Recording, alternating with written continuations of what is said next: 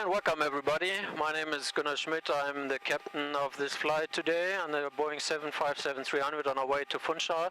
Together with my colleague here, Mr. Libing, we're just doing our final cockpit preparation.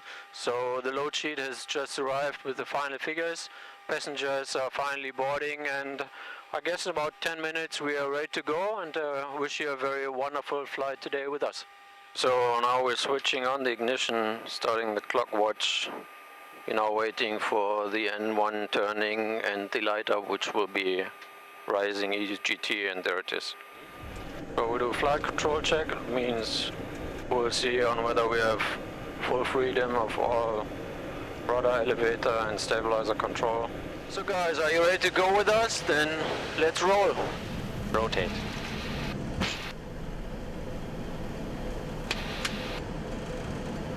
Positive climb. Go.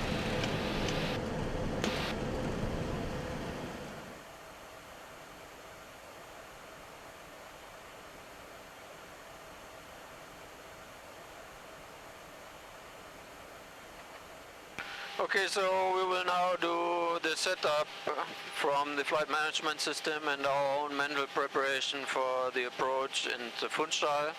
As from that point, we are not going to continue this VRDME circling approach, but then we'll change over towards the visual part here. The tricky bit actually in Funchal is something what you can see here, because there on short final you see the high mountains onto the left, and there's a small valley where the wind comes from the northwest and hits the aircraft pretty much on short final. And that's the reason that even here it says the wind limit is already 50 knots. 50 knots is a little bit breezy. Normally it's no problem at all, but here already with 50 knots out of this direction, you will end up having heavy turbulence. And if they call heavy turbulence, they really mean so. So that's going to be a very tough decision on short final. Are you able to make it or not?